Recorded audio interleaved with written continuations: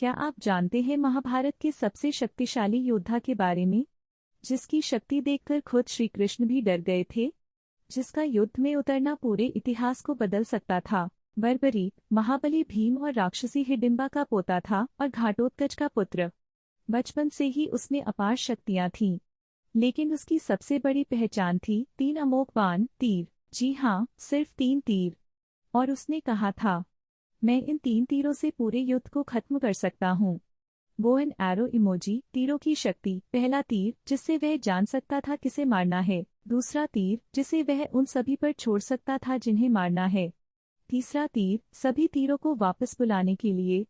कहा जाता है कि अगर बर्बरीक युद्ध में उतरता तो महाभारत केवल 1 मिनट में खत्म हो जाता। जब महाभारत युद्ध शुरू होने वाला था, बर्बरीक अपनी माँ से वादा कर चुका था डैश, मैं हमेशा हारने वाली ओर से युद्ध करूंगा। वो अपनी शक्ति के साथ युद्ध में भाग लेने आया। श्री कृष्ण ने उसका मार्ग रोक लिया। श्री कृष्ण ने पूछा, तुम किसकी ओर से युद्ध करोगे? बर्बरीक बोला, जो भी पक्ष कमजोर होगा मैं उसी के साथ रहूंगा।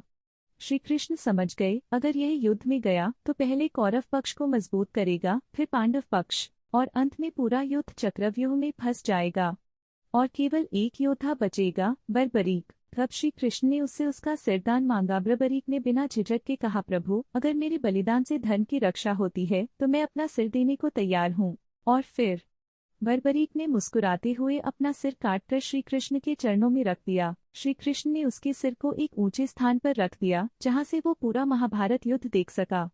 और अंत में जब युद्ध खत्म हुआ, पांडवों ने आपस में चर्चा की, इस युद्ध को जीतने का श्रेय किसे जाता है? तब श्री कृष्ण बोले, इसका उत्तर वो देगा जो पूरे युद्ध का साक्षी रहा, बर्बरीक का सिर।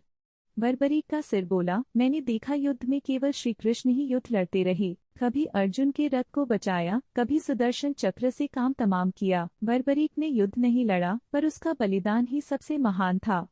आज भी राजस्थान के खाटू गांव में खाटू श्याम जी के नाम से उसकी पूजा होती है, जिसने सब कुछ त्याग दिया धर्म की रक्षा की। अगर आपको बर्बरीक की कहानी ने भावुक किया तो इस वीडियो को लाइक, कमेंट और शेयर जरूर करें। और ऐसे ही अद्भुत इतिहास को जानने के लिए अमन टीवी को सब्सक्राइब करें।